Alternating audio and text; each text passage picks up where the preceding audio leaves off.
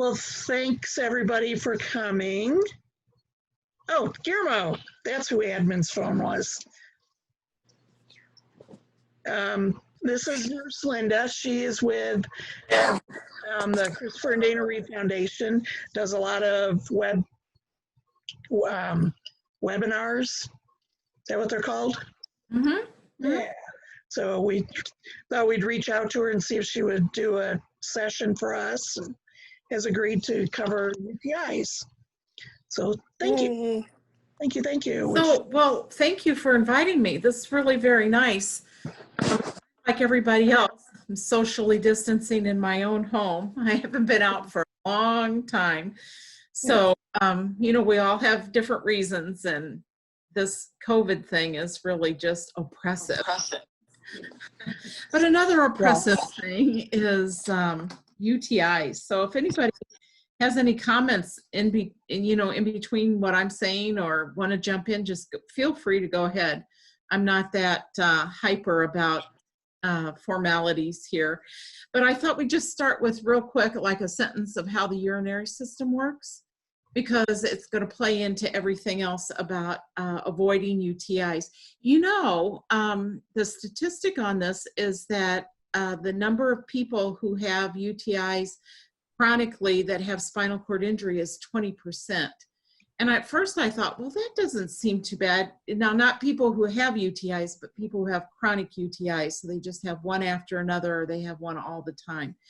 And then I got thinking, well, 20%, that's like 1/5 of the people have a chronic UTI. That is a lot of people and totally unacceptable, but you know, it happens. Things happen. Even in the best of situations, things happen. So don't think when we're talking about this that, you know, you could be doing everything just perfectly fine and still have a UTI. So it's, you know, don't think, well, gee, I should have done this or I should have done it. You know, these things just happen. So don't, you know, start thinking, well, I'm doing this wrong or that wrong. But we'll get into a lot of different things that you can pick and choose kind of from a menu option of things that you might think apply to your situation. I'm just going to give every single thing I can think of to avoid getting a UTI. So first of all, we'll start with how the urinary system works. And that's pretty, it's a complicated system, but it's pretty easy because you have two kidneys. They filter the blood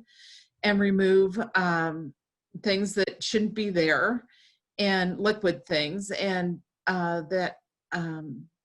they create urine, but they don't store anything. And that's the important thing, is that sometimes people think, well, if I overfill my bladder, it'll be okay. Well, no, it won't, because it could back up the ureters and go right back into your kidneys where there's no storage capacity.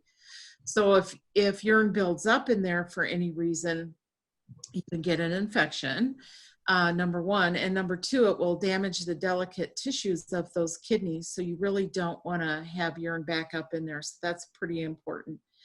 The urine travels down continuously through the ureters, and they stay kind of flat. They're not open tubes like a straw. People will describe it like a straw, but that's not really true. They're only open when urine is passing through there. Otherwise, they stay kind of flat on themselves, like a flat noodle. So that's a good thing, because that's a little protective mechanism. And then they drain, the ureters, two ureters drain into the bladder. And the only job the bladder has is to hold the urine until it's time for it to come out.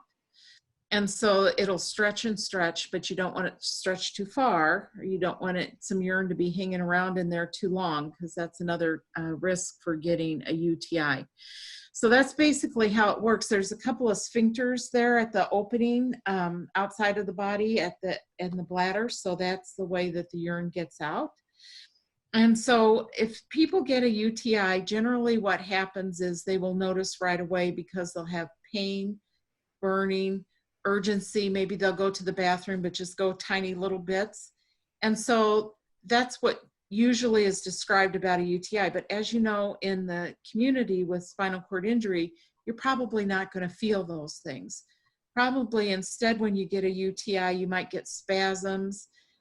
You might have autonomic dysreflexia. You might have referred pain to another part of your body. So much like people who have heart attacks, you know, they'll say, oh, my left arm, I feel this pain. It's that referred pain that goes to the arm when you have a heart attack. Well, the same thing can happen in spinal cord injury. If you have a pain anywhere in your body, you can get a referred pain to someplace where you do have sensation. So a lot of times it'll be in the jaw. It can be in either side, but more commonly in the left jaw. You had sensation in your shoulder. You can get pain in either shoulder, but more commonly on the left side. The left side seems to take a bigger position in the pain when you get referred pain, but you can get pain anywhere. You might, you know, you might think, oh, my sinuses are hurting. It's because the body is still feeling the pain of the urinary tract infection, but you might not be getting that message that you have pain. So those pain messages are firing, and they're going to come out somewhere, and they're going to try, your body's going to try to say something's wrong down here. So it's kind of hard sometimes to figure out. Now, you might first notice when you catheterize or in your leg bag, you might notice that the urine smells smelly, and that could be a sign of infection. It could be cloudy. So sometimes the urine is just kind of cloudy. Sometimes it has a lot of sediment in it, but that's not necessarily abnormal. Some people just have a lot of sediment in their urine. Sometimes people notice sediment and they'll think, oh, I have a urinary tract infection because I have so much sediment. So if your sediment increases, maybe you do have a urinary tract infection. So know what that urine looks like. You might even see blood in your urine, and it's not going to look like the blood like when they take it out of your vein at the doctor's office.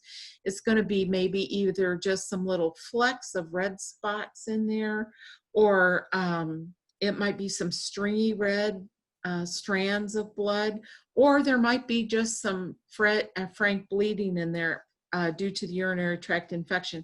And it can be any color in the red spectrum. So it can be a light pink, it can be red, it can be dark brown if it's really old urine. Now, some other symptoms of a urinary tract infection that you might notice are fever, chills. You might get some shaking with your chills, some nausea and vomiting.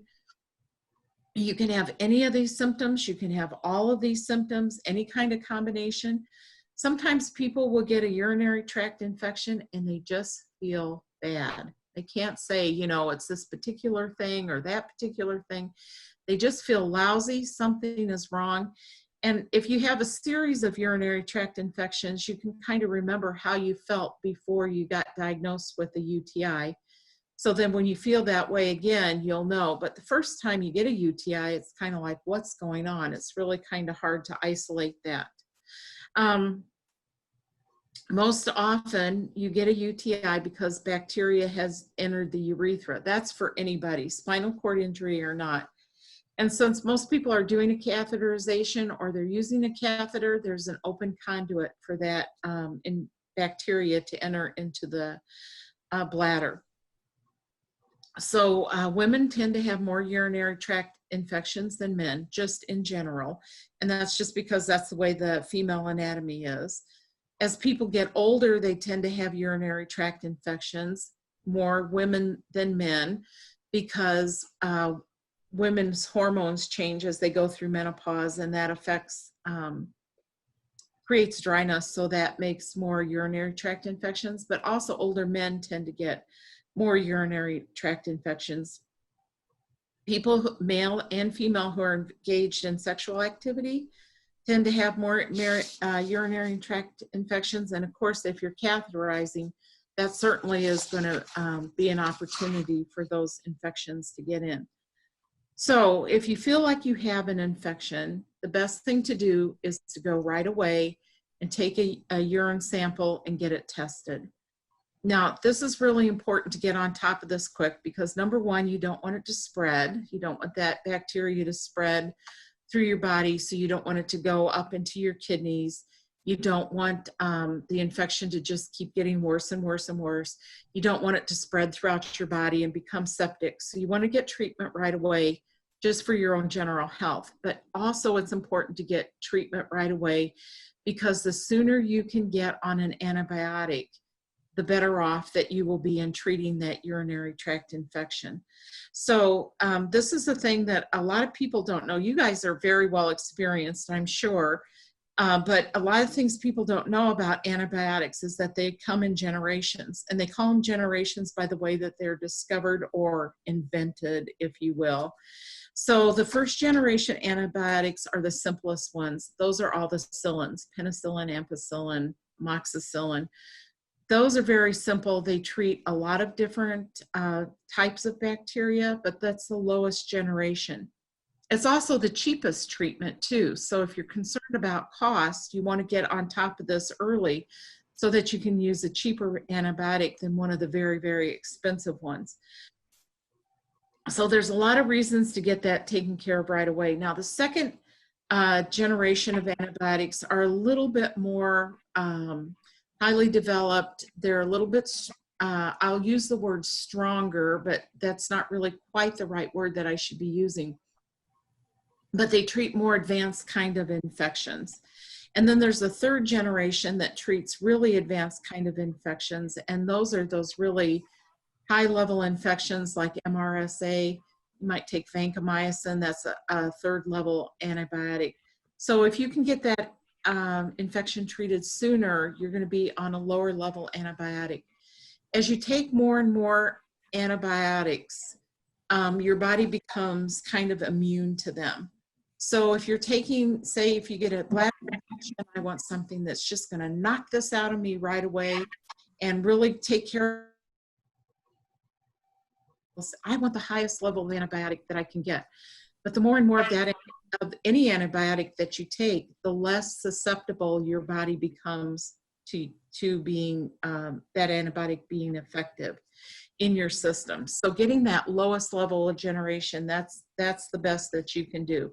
And there's a variety of different, I named some kinds, but there's a variety of different kinds of antibiotics in each generation, because each bacteria is different, and that not all antibiotics are created equally. So antibiotics only treat certain kinds of bacteria.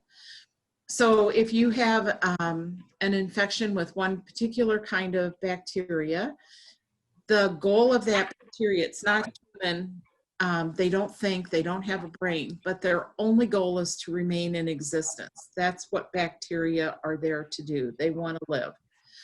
And so they don't think about it, they just try to make sure that they live. So they want to stay in your body as best that they can. And so what will happen is when you start taking that antibiotic, it will start treating that particular kind of bacteria. That bacteria, the minute it gets met by that antibiotic that's going to kill it, it's going to try to morph into something else. It's going to try to change its structure so that it won't be killed by this bacteria, because it only wants to survive. That's its only goal. So it's important that when you take an antibiotic that you take the whole entire spectrum of the antibiotic and complete that so that you really get rid of that particular bacteria that you have. When you take your urine specimen, and sometimes you can work out a deal. Now, there was a while last year when you could do this, but people have gone back to doing this because there are people that need to have their urine checked frequently. So when you go and take your sample to the doctor's office or to the laboratory, whatever your usual procedure is, always ask for a sterile specimen cup to take home with you. Nowadays, they might charge you a tiny little fee for that. But once I think that the laboratory people kind of know your situation, they're kind of happy to just let you take a specimen cup with you, that when you get there, you don't have to catheterize. You know, they don't really have a lot of facilities. I'm sure if you've had to go to a lab and catheterize in there, it's not really set up in any convenient way. So if you can take a specimen cup with you, then you can either take it if it's difficult for you to travel, somebody else can take it to the lab. And, you know, as long as you're not having a drug test, you know, they'll take that sample and mark it as yours. And so they'll culture that, and that's the first part of the, they'll do a urinalysis, it's the first part of the urine test. That will tell you if you have bacteria or not. If you don't, the test is over. If you're still feeling uncomfortable, you need to talk to your healthcare professional about maybe getting some treatment, trying to identify what the problem is, but you'll know it's not a urinary tract infection. If there is bacteria in there, they will take that bacteria and put it in a petri dish, and they'll grow that bacteria. And then they have little discs of antibiotics that are, they're little discs about the size of a pencil eraser. And they'll put that on the bacteria and see which antibiotic does the best job in killing that particular bacteria. That's the antibiotic that your doctor will order for you. So the culture and sensitivity part takes about 3 days. That can be a long time to wait when you're having a bladder infection. Sometimes they'll start you on something else and then they'll change it because there's a better antibiotic for you. So all those things, as you know, happen. So let's talk about the big subject on the board here is avoiding a urinary tract infection. And as I say, people are prone to these if you have a spinal cord injury. If you don't, it's because you have an opening to the outside world at your urethra. And so things happen and bacteria gets in there even under the best of circumstances. So never feel guilty or that I did something wrong, but I'm gonna just talk about every single thing I know to avoid a bladder infection. Don't think, oh, I have to sit down and I have to change and I have to do all these things right now. If you're not having UTIs, then you're doing well, and stick with what you know. But if you do have problems or problems come up in the future, there's just some things to think about so that maybe, maybe if you make 1 or 2 of these changes, you can avoid continuing with those bladder infections. So first of all, think about what you're putting into your body, because what goes in is going to come out. So if you drink a lot of sugary fluids, like if you drink sodas, a lot of fruit juices, a lot of these energy drinks, or these new waters, flavored waters that they have in, they all have tremendous amount of sugars that come in those. So bacteria love sugar. That is food to them. So if a lot of sugar is going through your body, it's going to pass through your kidneys, it's going to collect in your urine, and bacteria thrive on that. So the more sugary substances you take in, the more bacteria is going to love it. Another thing is smoking or drinking alcohol can affect UTIs, because when you smoke, that nicotine enters your body, it travels through your body, and it gets excreted through the kidney. The nicotine will glom onto your red blood cells so that you cannot get oxygenated little oxygen molecules into your body. So it robs your body of getting oxygen. It's very, very tough to quit smoking. I really appreciate that. But keep trying. If you smoke, it's so much better for your health. We all know that smoking is a direct link to lung cancer, but it's also one of the second place where cancer develops from smoking is in the bladder. So if you have that irritation of that nicotine or alcohol in your bladder that's irritating the bladder, that's a good place for bacteria to thrive. So it doesn't mean you have to give up alcohol. You can still have a drink now and again, just be cautious on how much you drink. So then let's think about the technique. If you have an indwelling catheter, you have an open conduit at all times. It could be through the urethra, it could be a suprapubic, you could have an ostomy, maybe with a catheter in it. So be sure and talk with your healthcare professional to make sure you have the right size catheter in there. We all know that things stretch, and urethras stretch. Surgical openings, if you have a suprapubic catheter, those stretch. And after a while, things start leaking. So what happens is the home health nurse will come, you need a larger catheter, you need a larger balloon. Well, that will stop the leaking, but sometimes that's too big of an irritant in the bladder. And so that can be, if you have the wrong size catheter or the wrong size balloon, that can be an irritation. So even though you might have some leaking, maybe they've gone from a 10 cc balloon up to a 30 cc balloon, or maybe they've special ordered an even bigger balloon, and maybe that's just too big for your size of bladder. So your bladder will shrink if you have an indwelling catheter because it's not stretching and expanding and contracting. So sometimes the balloon gets way too big for the size of your bladder. So maybe you were leaking at one time, but now your bladder's contracted down a little bit. Maybe you need to go back to a smaller balloon. So those are all kinds of things. Now we'll talk mostly about intermittent catheterization. That's what is what most people do. But most people do that. So when you go in to do your catheterization, think about you're going into the bathroom, and a lot of times public bathrooms, which we shouldn't be using now because of the COVID, but anybody shouldn't be using those. But public bathrooms are not really geared for people who need to wash their hands before they have their spinal cord injury, then wheel into the stall, and then you've contaminated your hands. So always wash your hands as the last thing you do before you put that catheter in. So try to get everything set up. Don't touch the catheter. But before you start the actual catheterization procedure, that's the time to wash your hands.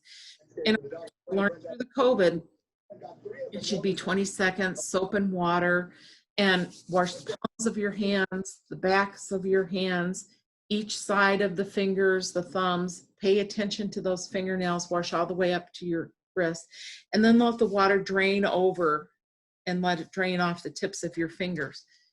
Use a clean towel if at all possible. Sometimes people have a towel in the bathroom. They use it over and over.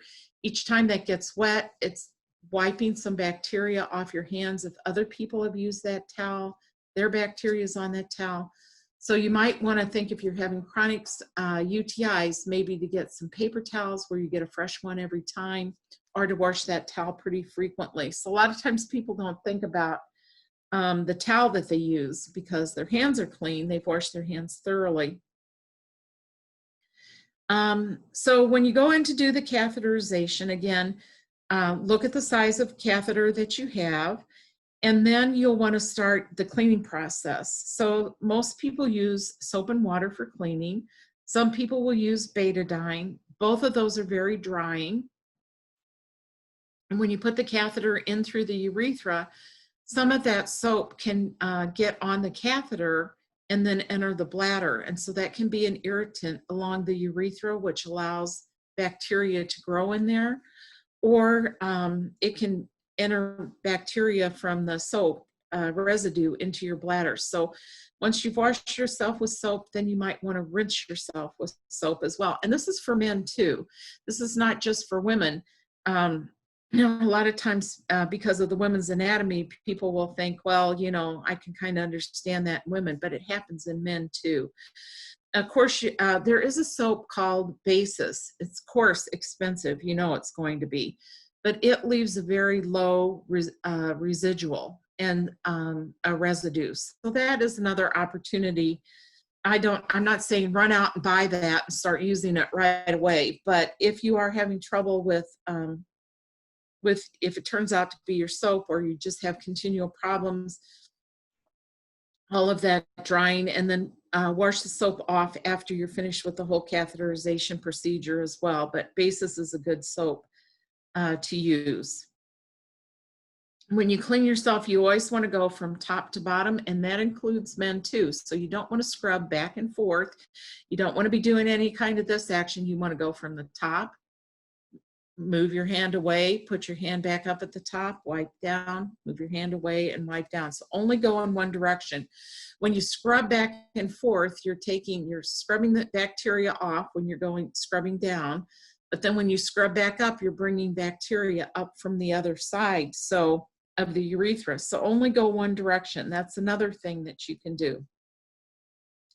Now, there's all different kinds of catheters, and you'll notice that when you have a catheter, they're pretty stiff, because in my little hand bladder here, this being the urethra, so my bladder's laying down now, but the catheter is pretty stiff. You want to be sure and lubricate it as far as you're going to insert it. So men, that's pretty far.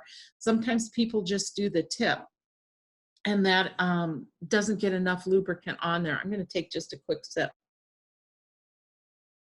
I apologize, but I'm getting dry. It must be all that smoke coming in from California to the Midwest. Who knows? Yeah. But anyway, so in my little hand bladder, the urethra, those catheters are pretty stiff because you don't want the catheter to get right up to the urethra and whoop, slide off to the side. Anytime the catheter touches any place, it could be like you could graze your thigh with it. You could touch anywhere around where you're trying to cath. Once it's touched any place but the urethra, it's contaminated. So if it touches your skin, even though you've washed right around your opening, it's still contaminated and you need to get a new one. Now, I don't really see a lot of people that poke around a lot. It happens in the younger population with kids, but with adult people, when you've been catheterizing for a while, people can usually hit their mark pretty easily. But I just say this just because you might graze your leg and not realize because you didn't feel it happening, but just another thing to think about. Now, when you're laying down, you can see my bladder, my hand bladder here. The opening is here, and instead of the catheter would go straight in, but I'm going to use it right along the outside. Because those catheters are stiff and you laying down, you put the catheter in here, it's draining off the urine from here to the catheter. Once it gets the urine that's below the catheter is not going to drain. It's going to stay in there because this catheter is stiff and it's not going to bend down there and look for any extra urine down there. So sometimes when you're laying down, you don't completely empty your bladder, which can be a problem because then that urine stays in there and gets stagnant. Now, if you're in bed at night and you're catheterizing, you don't want to sit up, maybe you don't have a bed that is going to be, let you sit up in bed a little bit. But if you see how I turn my bladder and now I'm sitting up so that the urethra's here, I put the catheter in and say if this would be inside my bladder. You put the catheter in, the urine drains, but it's not going to drain below the tip of the catheter unless I withdraw it very slowly, and then I can get all the urine out. So gravity is always our friend in any kind of bowel or bladder endeavor. Gravity is always our friend. So be sure and pull that catheter out very, very slowly. Let's see, some other kinds of things. Oh, okay, let's get into some weird kind of things. Those things might seem weird, but trust me, that's not bizarre for me yet. I can be much more bizarre than that. Sometimes people will check their urine pH. So the pH system is how alkaline or how acidic your urine is.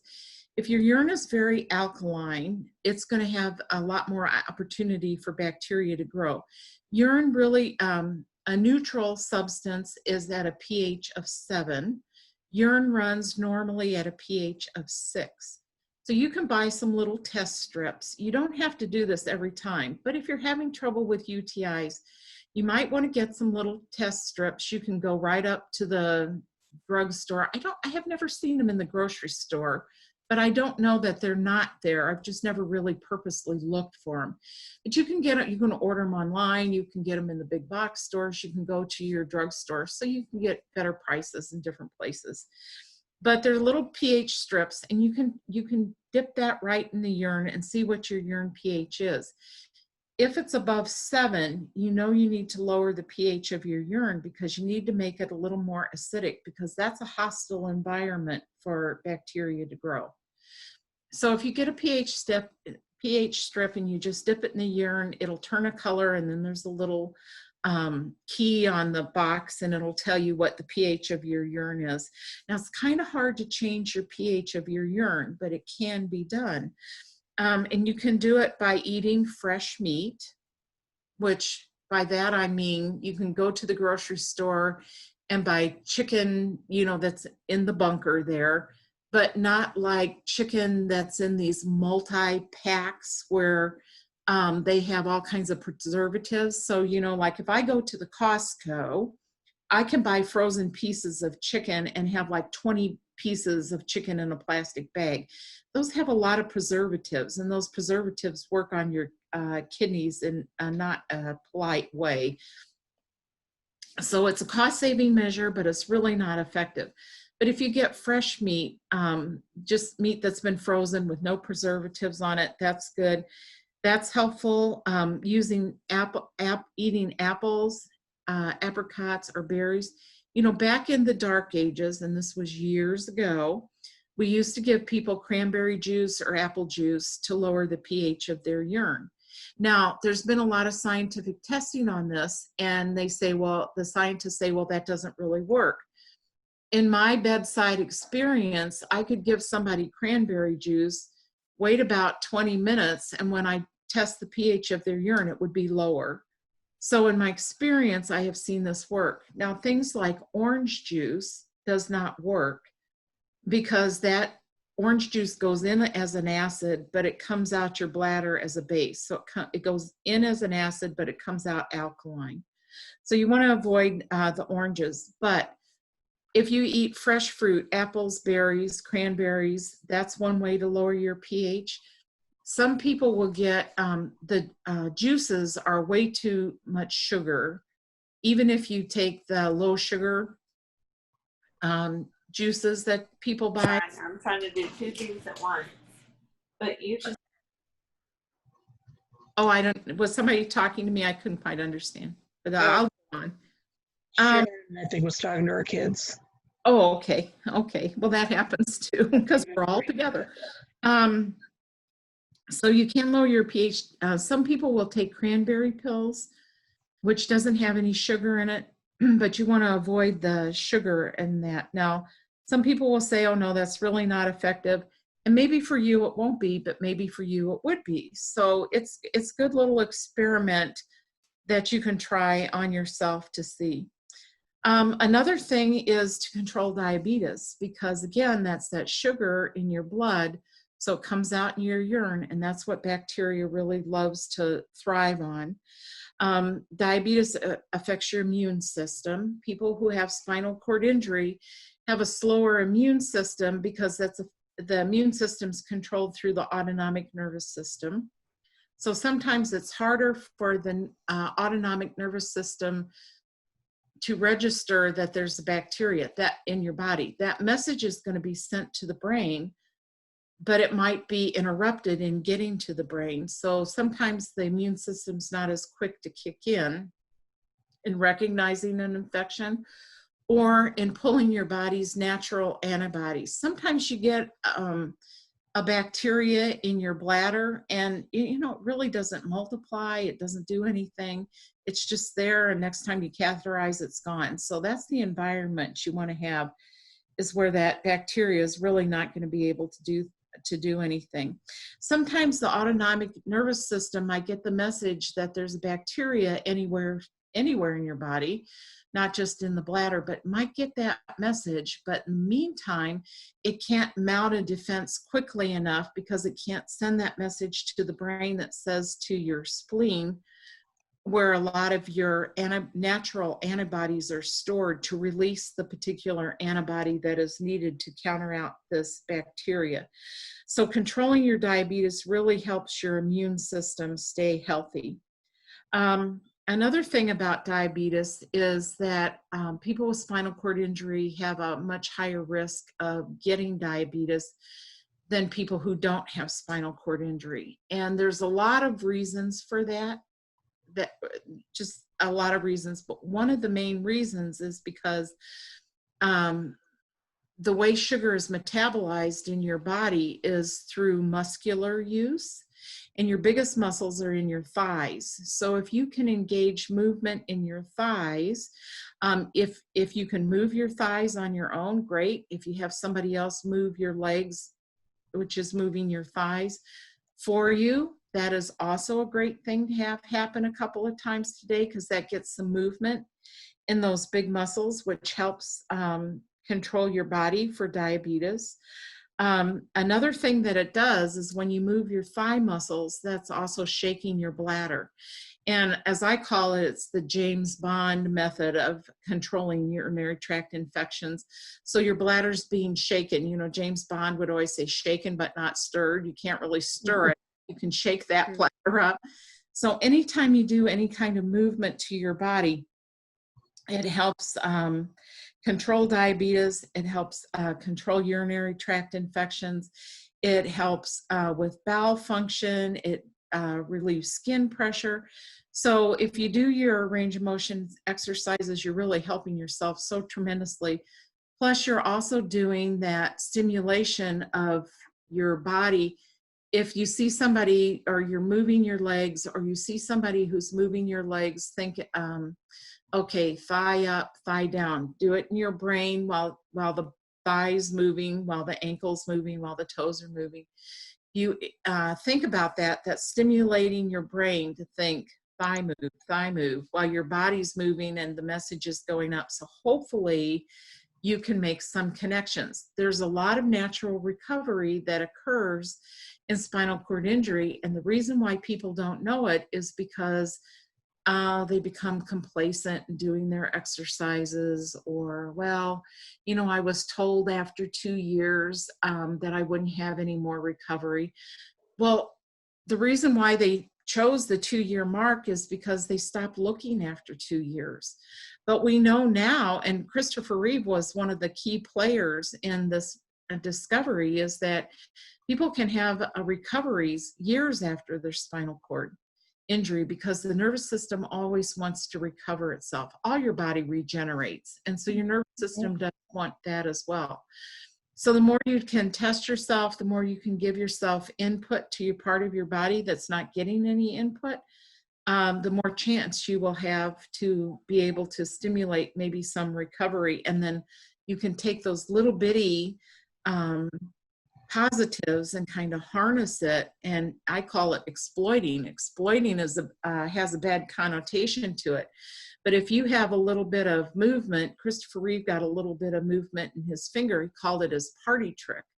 Well, we were able to exploit that using adaptive equipment, so he could power his own wheelchair on his own if he wanted to. Now he used the sip it and puff, and he really wanted to get rid of that because his image was his face. You know, that's the way he made his money. And so he really wanted to get rid of that sip and puff, but he didn't have quite the confidence to go out in public and use his finger guide for mobility in his chair, which is, you know, you have to make these choices. But he kept practicing with it, and he kept getting better and better. But he just didn't do it out in public because he didn't want to have a spasm and then all of a sudden run into the crowd, or, you know, you get thinking all these kind of things of what can happen. So if you can do exercises, if you do your pressure releases and you just move from side to side, that's releasing pressure on your sitting bones. But guess what? It's also moving your bladder around. So it's shaking that bladder. So you can really help us with movement, doing a lot of things. Another thing is if you happen to get into FES kinds of things, especially for the lower extremities. So if you get on, can do an electric bike, if you can do any partial weight supported walking, if you can do any aquatic therapy, anything that stimulates the lower part of your body. One of the experiments we did, we had kind of an interesting setup when we were doing the Reeve project, where we had the patient unit on one floor and the actual spine injury laboratory was on the floor right above. And so it was kind of neat because you could walk in between. The patients and the staff could talk to the researchers. The researchers would come down and say, well, I want to see what this treatment is, because, you know, we're going to do some experimentation with that. So it was kind of in a real life situation. You didn't have to wait for something to come out in the literature and figure it out. So I'm watching all these patients that were doing the FES treatment. They were doing the bike. And I was noticing that there were a variety of patients that were getting urinary tract infections. The people who were doing the FES were not, and it was all because of this movement. So I went up and talked to the researchers, and I said, I'm noticing this. So the little rats that had their spinal cord injury would get put on a FES program, running their little wheels, not under their control, but having FES.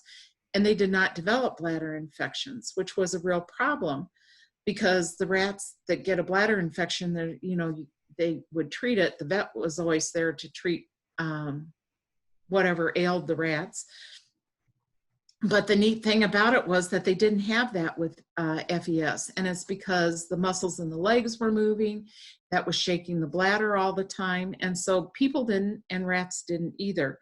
And you know, these rats that you experiment with are very expensive. So when a researcher loses a rat because they got a UTI that went out of control, that's a big expense to their research projects. So you don't want that to happen. So it was good for people, it was good for rats, it's good for everybody. Another thing to be cautious about is, of course, cleaning, keeping yourself clean, and of course everyone does. But sometimes skin folds can become sweaty. People with spinal cord injury don't necessarily sweat below the level of the injury, but if you do, you want to be sure, because the folds where your hip bones bend, so sometimes people will get a lot of sweat in that area. Or the real culprit in getting bladder infections is the rectum, because even though you're doing your bowel program, even though you've cleaned extensively, there's always gas or something that's coming out of the rectum. That's just the way it is. And so sometimes people will take a baby wipe, or after they finish their bladder program, they'll wipe their rear just to make sure that things are clean there. But sometimes that bacteria from the rectum, it's all kind of close in together down there, and so sometimes it just creeps along and can get into the urethra. So that's another thing to think about too, is hygiene in that whole area, to keep things clean. For women, it's even more of an issue because of secretions from the vagina, and it's all in the same moist area. So that's another thing to think about. And then the final thing I wanted to mention is to wear loose clothing. Now, skinny jeans are the bane of my existence. I see somebody coming in skinny jeans and I just, I'm gonna pass out like Scarlett O'Hara or something. I try to contain yourself, Linda. But anytime your clothes are really, really tight, it doesn't matter if you have a spinal cord injury or if you don't. People who wear tight clothing tend to get more bladder infections. So just know that, because things are compressed, they're being held together very tightly there. When you transfer, things are moving. Sometimes things are rubbing up against where they shouldn't be rubbing up against. So just think about your clothes. You don't have to wear big old baggy jeans that are like, 20 times too big. But especially when you get into those tight clothing, polyester clothing that doesn't breathe so well, Lycra. So, everybody wants to remain fashionable, but think about, not wearing clothes as a second skin, so to speak. So those are all things to think about. One last thing that I forgot to mention, I had it in my notes here and I skipped right over it. Another thing is catheter resistance. If when you catheterize, you put that lubricant on, that catheter should glide right in there. It should be no problem. Sometimes the sphincter has a spasm, and so sometimes you're trying to poke that catheter in past that tight sphincter. So you can have medicine, you can have Botox to relax that a little bit, just enough so that the urine doesn't, but just enough so that that sphincter's not so force that catheter in. There can be a stricture inside your urethra that maybe is a smaller part of your urethra that the catheter can't fit through without some resistance. So that can be stretched. For men, the prostate can get enlarged, even for younger men, just from the irritation of catheterization. Especially in older men, an enlarged prostate can inhibit the catheter from passing through, or an erection can inhibit due to the extra blood flow. So be sure and have your urinary dynamics test every year. If you haven't had one, you might want to think about getting one when the COVID kind of calms down a little bit. We don't want you to expose yourself, but get a baseline urodynamic study.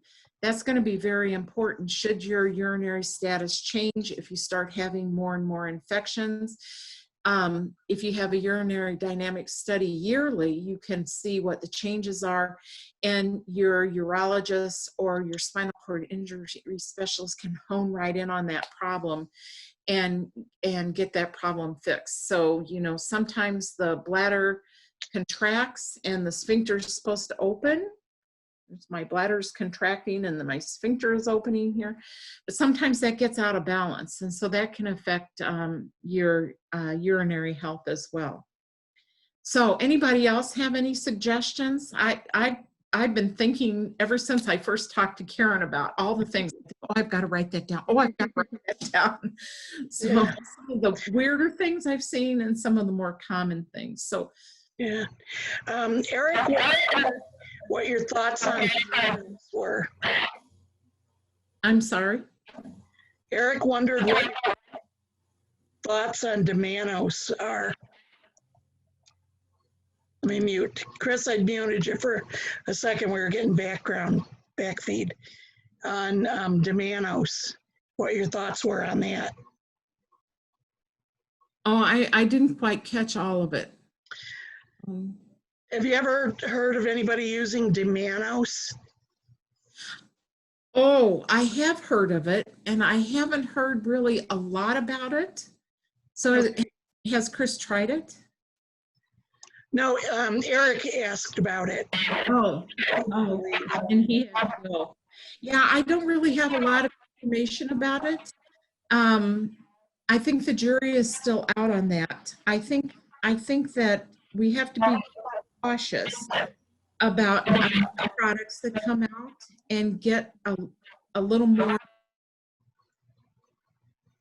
A company will tell you it's fine, it's great, go ahead and watch. You know, they're always going to support it, but I don't have a lot of personal experience with that from people that I talk to. So I think that we'll just have to see how that goes and get some more information. Do some more research on it. I don't have an answer. Okay. And I apologize for the coughing. I thought I was. Well, that's okay, because I'm choking up today too, so. Yeah, it's breaking up a little bit for some reason. Yeah. Chris, did you have a question? I do have a question. Okay. My urologist says that I'm colonized with the bacteria. I'm not really sure what that means.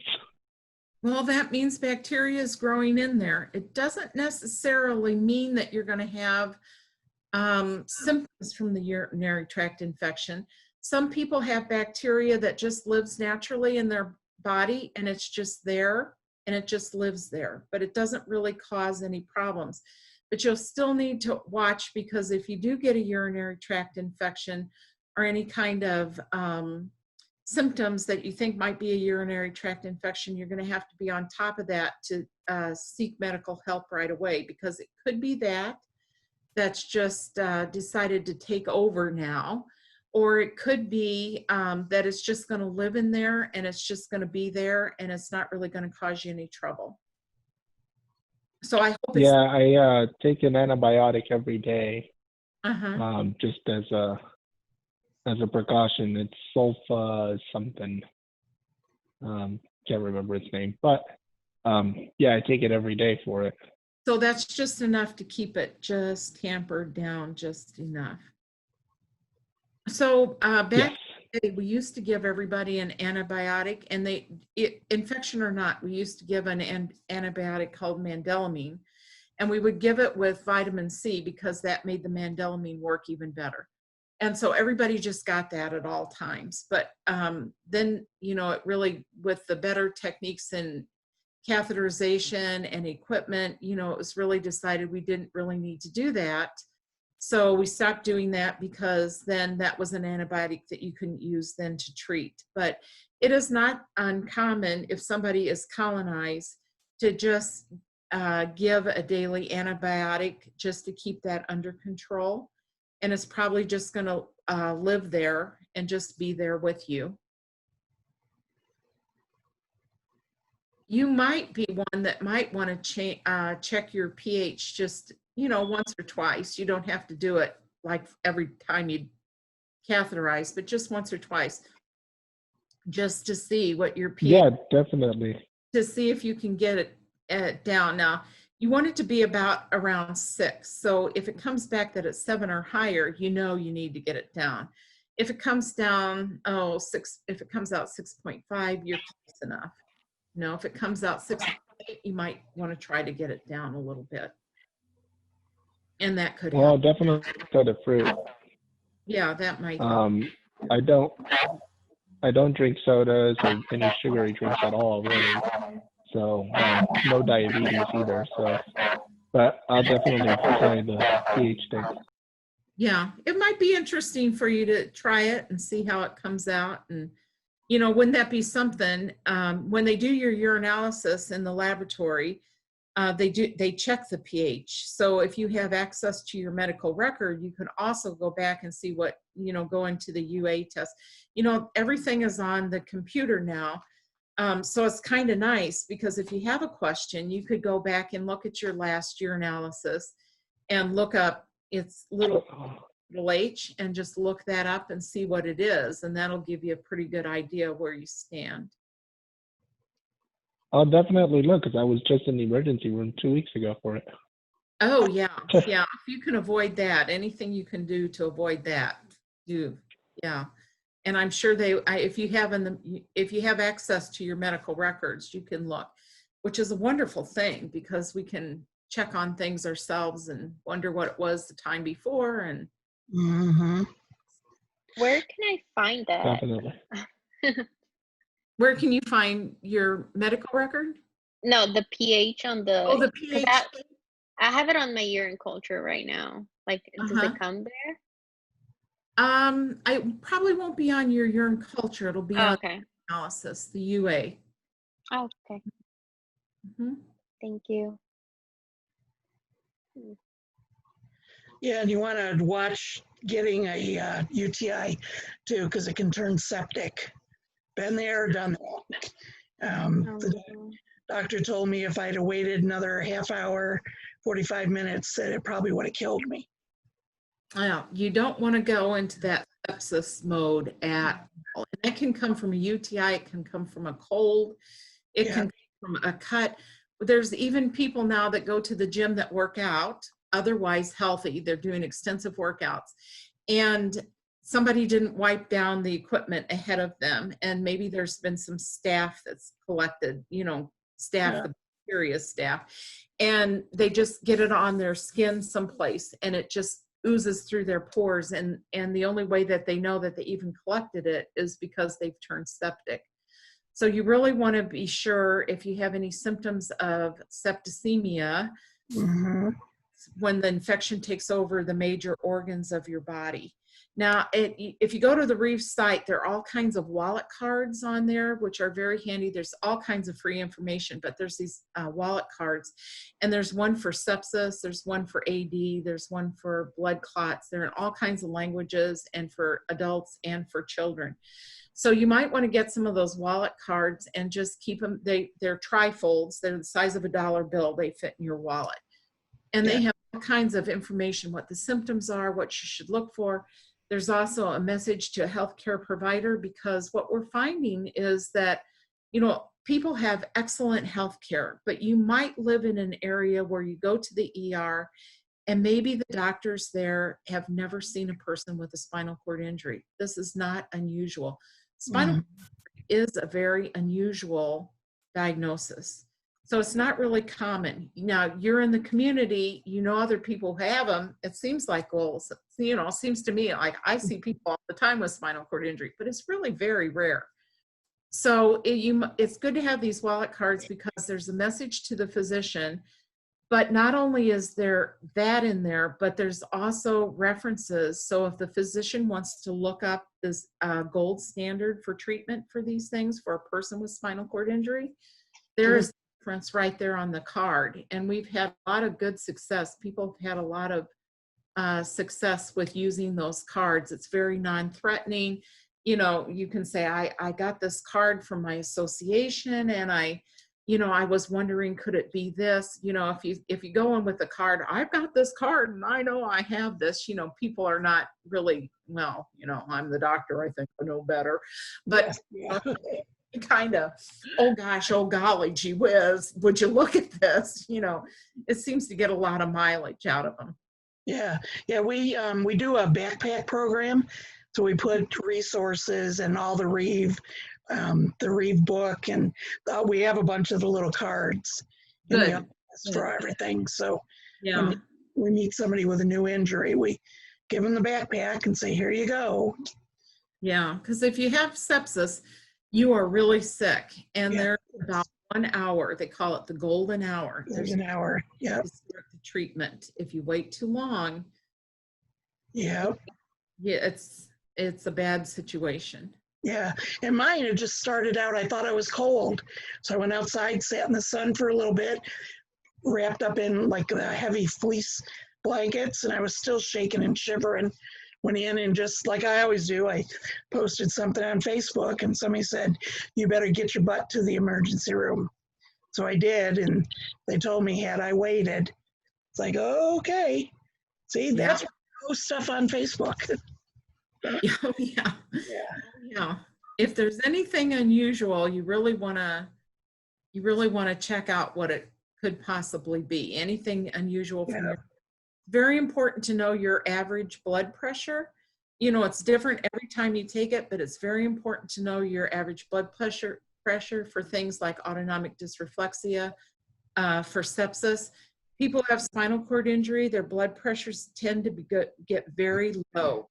So it's not unusual. I know people who have blood pressures of 80/40, and that is normal for them. Their body is happy living that way, and it's all good. But if you would have something like septicemia, if you would have something like autonomic dysreflexia, and you go to the emergency room and somebody's not that familiar with spinal cord injury and they take your blood pressure, well, you know, your blood pressure is supposed to be high when you're sick. And so maybe your blood pressure goes up to 110/70. Well, that's normal. So they're going to say, your blood pressure's fine. There's nothing wrong with you. And so you really want to know what your normal blood pressure is, because, you know, it's going to be different than what everybody else's, the general population's blood pressure. And knowing your average blood pressure is, you know, it's just a good piece of information to have to know about yourself, because it's critical for so many emergencies. Absolutely. Anybody else have any questions? Or Chris, I know I've muted you a few times. That's okay. I just wanted to talk about what is working for my son. He's C6. Mm-hmm. And the first year that he, after he got home from the hospital and all throughout his hospital stay, he was continually getting UTIs. And then we found through the spinal cord injury support group on Facebook, basically, started talking to people that had frequent UTIs, and he started taking a product I bought at Sprouts called CranRx, and it had the Demanos and cranberry and vitamin C in it. He started taking that, and he stopped getting UTIs altogether. He hasn't had one since he started taking that. So I was told that the Demanos somehow coats your bladder so that the bacteria cannot attach itself.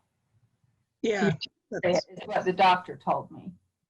Well, you know, that's very interesting. I'm very happy to hear that story, because the researchers tell you, no, these things don't work. People use it, and it does work. It does work for everybody. I think that's the thing. You know, it's not like, I'll take this and my UTIs will all go away. It worked for your son, and so great. You want to keep with it, but it, you know, it might not work for the next guy, just because everybody's physiology is just a little bit different. yeah. You know, I grew up in nursing, giving people cranberries. So, and testing it with the test strips, seeing the pH go down. You know, so I'm a believer, but research says, so I can't say that. Yeah. Well, I've been injured almost 18 years, and were using when it got injured. So, Yeah. Anyway, I was chatting with a fellow that in Florida that has been injured 26 years. He does intermittent catheterization, and he started a company and had a product. He sent us free samples of it. It was called UBI. I don't know if you've ever heard of that. UBI ProFlow UTI Defense. Mm-hmm. And it has all that in it, plus turmeric and vitamin C, Demanos, cranberry, and no fillers or anything.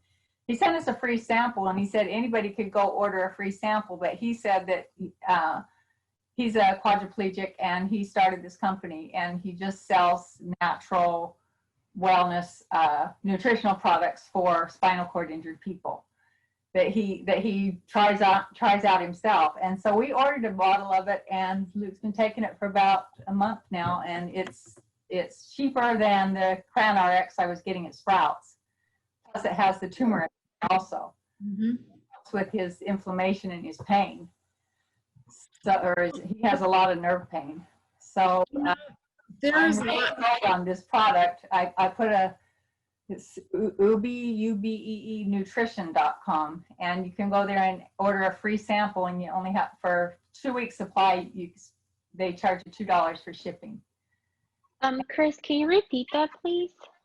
yeah, I'll send it to you, Maria. Yeah, I'll turn my Oh, video. okay, thank you. Yeah, Luke didn't want me to turn the video on, but I'll show you. Hold on. Okay. Well, you know, unfortunately, when people start their own business like that, they might have a product that is the perfect thing and just the answer for some people. But Right. research behind it, you know, that's when that's so you just have to try, you know, check with your doctor first. Right there. We're going to see a sample. It's got it right there. Okay. ProFlow. UBE. ProFlow. Okay. Yeah, got it. Thank you. Yeah, and you know, he gives free samples, $2 for the bottle, and ships it to you. And if it doesn't work, then you know, don't try it. But I mean, it works for Luke. So, and the fact that he's Thank you. willing to send out free samples to all spinal cord injured people, he's like, you know, sure that it works, that you're going to go back in and reorder.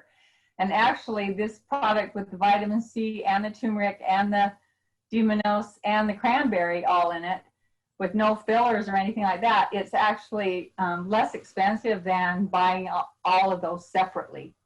I was buying them all, turmeric and the Demanos and the Cran RX at Sprouts, and spending like $100 for a month's supply. And this one, I think you take 2 a day, and I think a bottle of it is like $35 for a month's supply. Wow.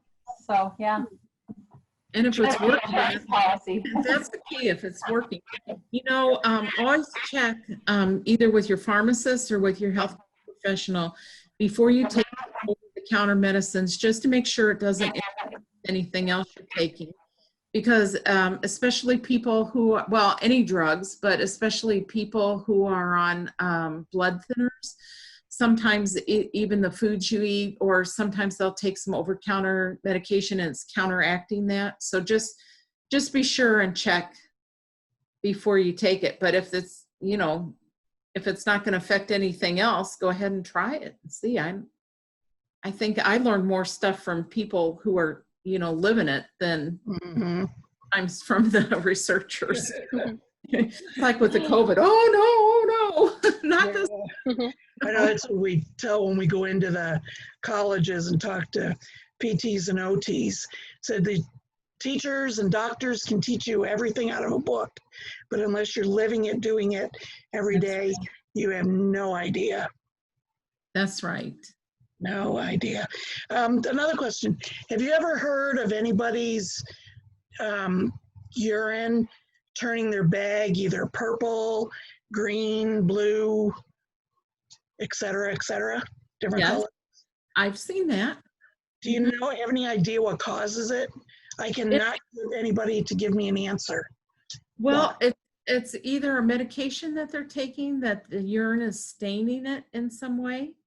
Even though the urine hasn't changed colors, sometimes the urine changes colors, or it could be green sometimes is people who eat a lot of broccoli. Okay. It could be something that they're eating, or it could be some chemical reaction of medication that they're taking. Yeah, because mine does it, but I'm not on any medication and I don't eat a lot of broccoli. It's weird. The urine is normal color, but Something else that you're eating, or yeah, something. But it's usually when I have a UTI. So, and then I change my catheter out because I have an indwelling catheter and it goes away. It's the weirdest thing. Really weird. interesting. Yeah. But yeah, the doctor can't give me a reason, nothing. So I just let it run its course, and because I'm kind of at the point where I can't take very many antibiotics that will kill whatever infection I have. So I don't go unless I'm really, really, really bad with it. 'Cause a lot of times they just run their course and I'll change the Foley out and then I'm fine. Kind of goes away on its own. Well, sometimes those Foleys collect Yeah. in the Foley, which then is enter your bladder, but sometimes that's where the collection is in the Foley. In the Foley itself. Yeah, so it could be some kind of chemical reaction with your urine and the Foley material. Oh yeah, I didn't even think about that. Yeah, maybe you're just special, Karen. I am, must be. But I have seen that. I have seen the bags turn purple and green and different colors. Yeah, it's kind of comical. It's like, oh, what color are you going to be today? Do you clean your urine bags, or do you get new ones all the time? I get a new one every time. I have seen them turn colors with people who use their urine bags over and over, and they pour a couple tablespoons of Clorox in there to rinse them out. I've seen those discolor bags in unusual ways. Yeah. But Right. fortunately, we don't reuse supplies as much as we used to reuse. But there are still people out there who do. Yeah. We always try to remember those people too. There's still people that use the red rubber catheter and boil it on the stove. Oh my gosh. It still happens. But Yeah. you know what? It's working for them. So Yeah, whatever works. It's like they have the catheter with that has the medication on it to kind of help UTIs. I can't use them because it gives me sores. Oh, well, you know, that has a lot of silver in it, and that can be very caustic. Yeah. Yeah. So it's funny how everybody's body is different. Yeah, our body our body chemistry changes every day. So you're maybe taking medicine or you're eating something, no problem, and then all of a sudden, boom, one day you're allergic to it or something. I do have a question. Mm-hmm. You had mentioned earlier there's people who get UTIs, and then there's people who get chronic UTIs. Mm-hmm. What is considered a chronic UTI? Am I getting them more? Am I getting them less? What's the baseline here? It's people who have a urinary tract infection pretty much all the time or very frequently. You've got colonization, you have a chronic UTI. Yeah.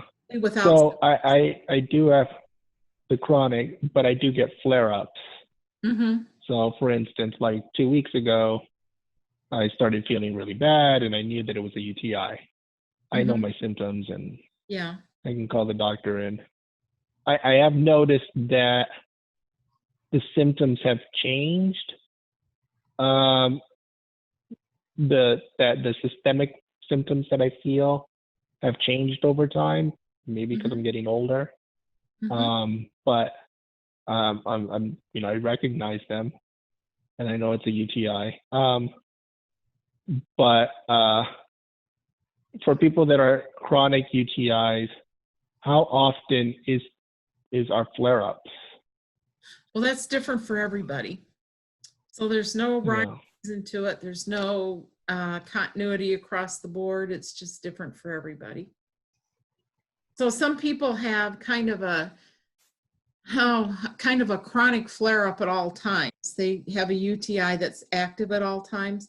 Some people have colonization in their bladder, and it just, you know, kind of peaks up and down at different times. And some people have colonization without flare-ups at all. It's just something that they just live with, and it doesn't really cause any problems at all. So it's a little bit different for everybody, but it's 1 out of 5 people. So that's a lot of people. Mm-hmm.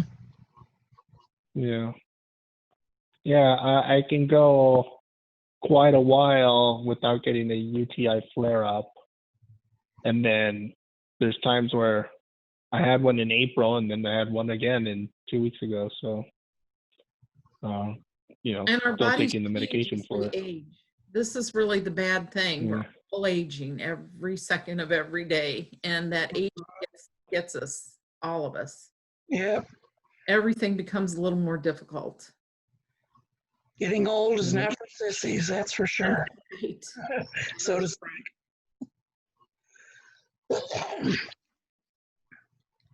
Well, cool. Well, this was very informative.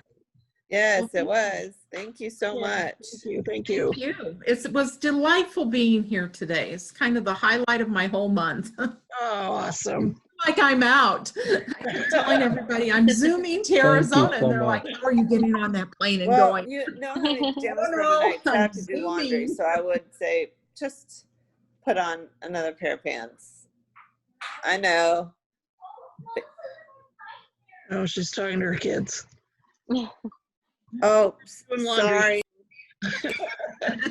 Sorry. Thought I muted it. They're picking up from our dad. They're going to their dad's. Yeah, it's all good. Just as long as those pants aren't too tight. Exactly. Exactly. But yeah, anytime you want to come join us, do a Zoom, or we do a ladies group on Wednesdays. We do men's group on Thursdays. So next month That's is great. Thank you so much for having me. tons of stuff next month. So Okay. absolutely. For those here well, no matter where you're at, we have our Healthy Living series starts next month on Tuesdays. We're doing a Voc Rehab the 24th. We're doing wound care on the 10th. So lots of good stuff.